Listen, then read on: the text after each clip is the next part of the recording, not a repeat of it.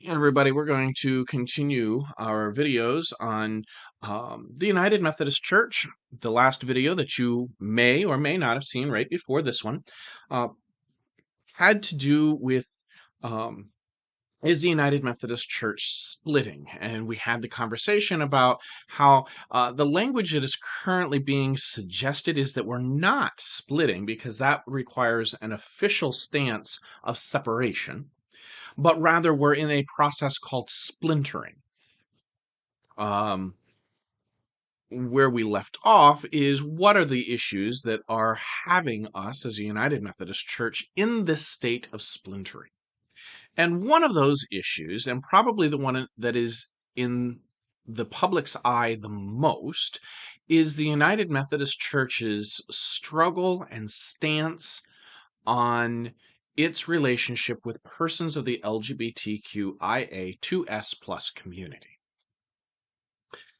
And we're going to start talking a little bit about what may or may not be able to happen within the United Methodist Church now and in the next couple of years. Um, and I'm going to be honest in saying we don't have definitive answers for this as far as the future. None of us do. But I can help us understand where we are right now. Part of these questions arise because in May of this year, 2022, the Global Methodist Church officially launched as a denomination. And so questions have arisen from persons who are asking the question of should we become Global Methodists? Should we remain United Methodist? Now that the Global Methodist has officially launched, are the stances of the United Methodist Church changed? So we're going to dig into those a little bit. One of the first questions that is often asked is, now that the Global Methodist Church has launched, will the United Methodist Church drop all of its prohibitions as it relates to human sexuality? And the answer to that is no.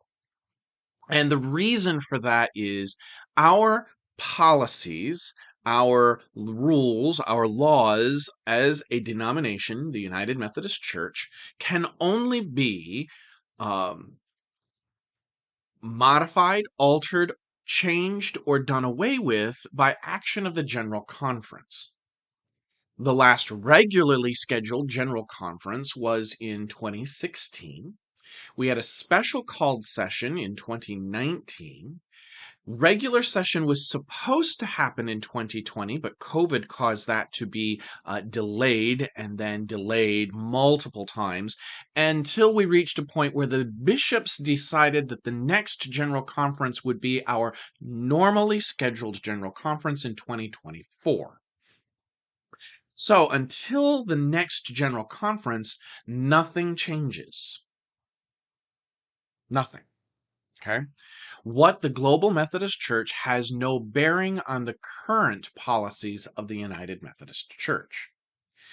So the next question that folks lift up is, well, then in the General Conference of 2024, will the United Methodist Church then change its stances by removing prohibitions, adding prohibitions, leaving things as they are? Will there be a whole lot of change? Right now, there's some question about that. Many of the different boards and agencies and groups within the United Methodist Church that are looking at things say, probably not. Let's be honest.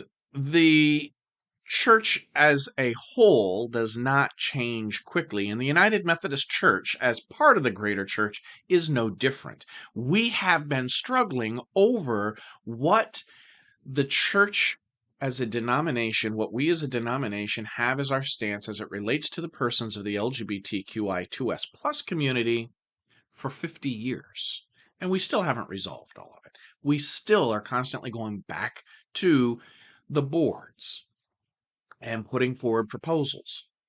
Now, what does that mean? Well, what it does mean is that in 2024, there will be proposals put forward that will add more restrictive measures and more restrictive language.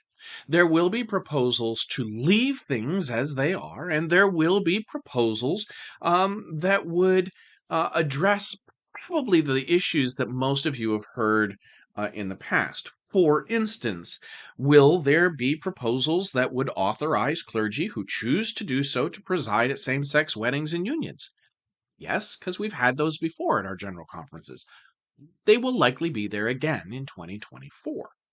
Will there be proposals to drop the statement that the practice of homosexuality is incompatible with Christian teaching, which was added in the 1970s? Yes, that proposal will probably come before General Conference again in 2024. It has been done numerous times. Will there be proposals to remove the current policy that forbids and restricts how district committees, board of ordained ministries, and bishops are able to move candidates who are self-avowed practicing members of the LGBTQIA2S plus community?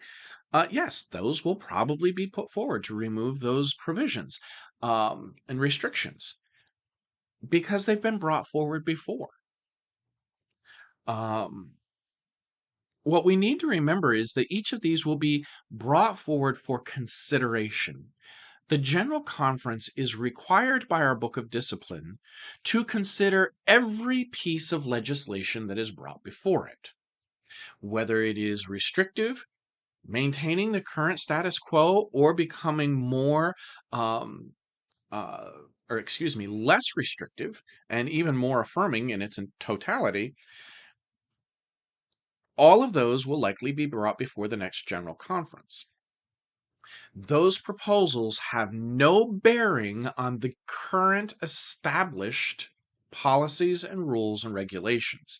They do not have any impact as proposals and legislation until General Conference either affirms or doesn't affirm them.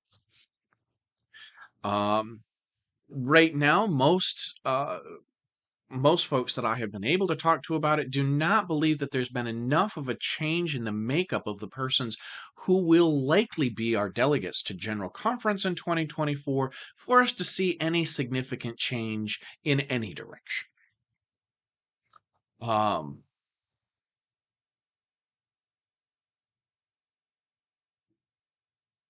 The next concern that many folks have raised is that while bishops and annual conferences and jurisdictions are just completely ignoring and refusing to implement the Book of Discipline statements, restrictions, and requirements as it relates to persons of the LGBTQIA2S plus community and the affirming of weddings and unions.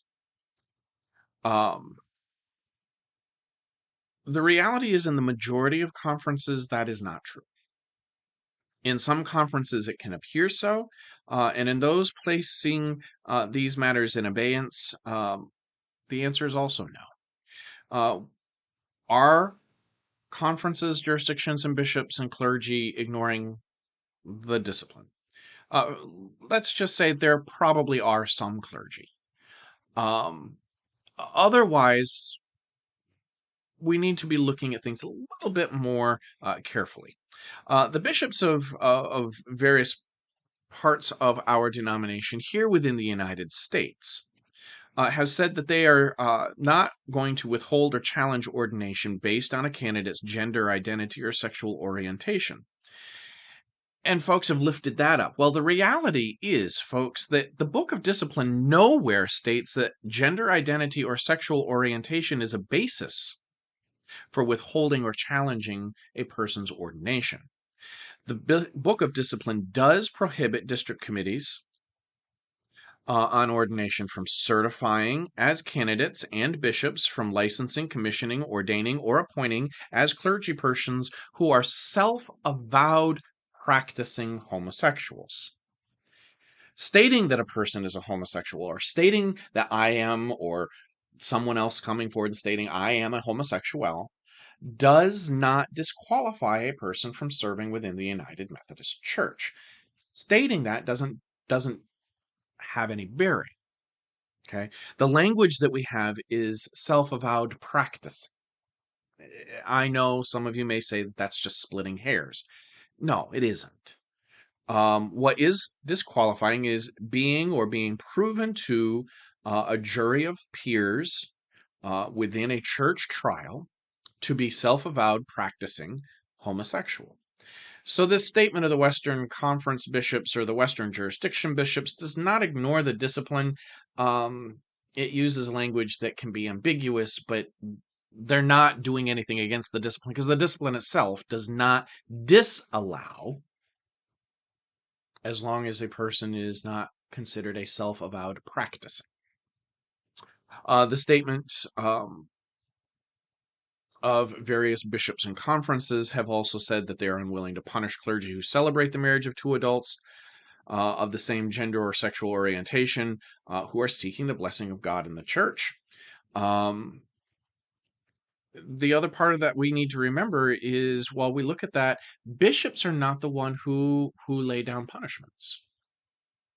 The book of discipline lays out minimums, but it is the jury of peers who both reach the verdict and set the sentence, not the bishops. So a bishop saying, I'm not going to punish, isn't breaking or ignoring the discipline either. They don't have that authority. That authority rests with the peers in a church trial.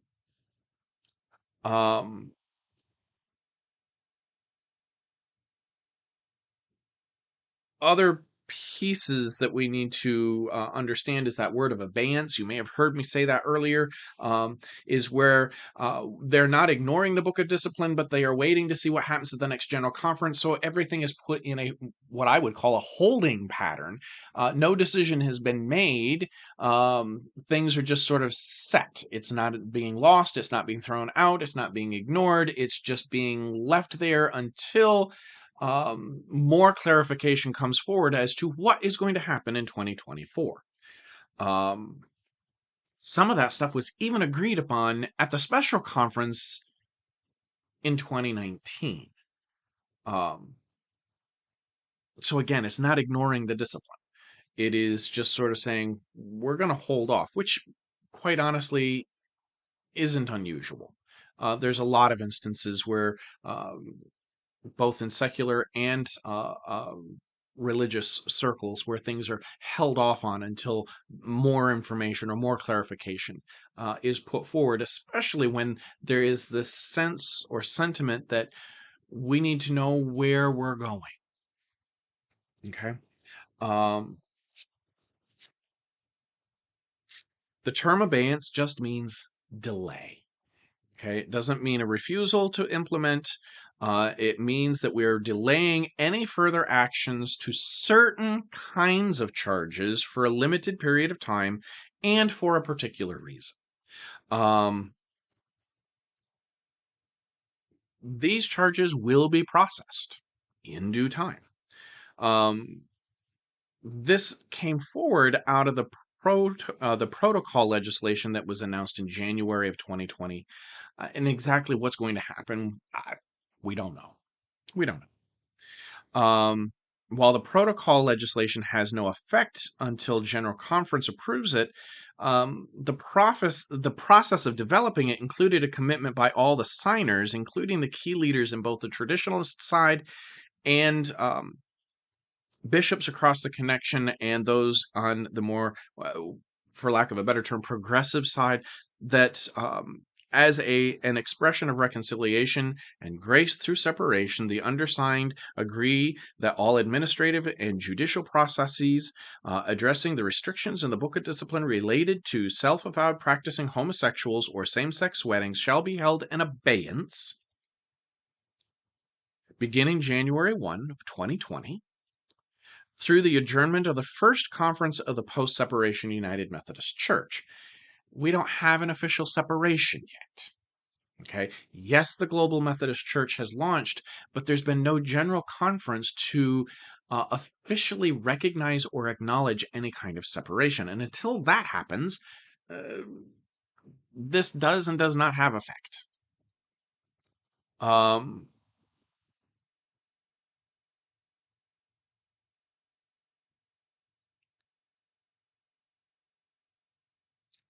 What we can say about isolated examples that get lifted up on a regular basis The Book of Discipline statements, restrictions, and requirements regarding self-avowed practicing clergy and same-sex marriages are unevenly enforced in the United Methodist Church at this time. Initiatives by individual conferences and jurisdictions are one source of unevenness. The practice of abeyance derives from a mutual agreement that would of United Methodists who identify as both progressive, centrist, and traditionalist. Still, the provisions of the discipline remain in force. Those rules have not changed. I hope this answers some of your questions. In essence, has anything changed since the Global Methodist Church launched? No. Have things changed since the Global Methodist launched? There is action and encouragements being sent forward to push certain types of congregations to make decisions and choices on what they are and are not going to do for the future ahead of the next General Conference. Yes, that has begun, especially in earnest in the last few weeks, and we'll touch on that at another time. As always, I'm doing my best to pull my information from the Book of Discipline. Not just the Book of Discipline, but also articles of faith, articles of religion, social principles, and information that I have gleaned from various denominational websites, Ask UMC being probably one of the most easy for me to get the information from.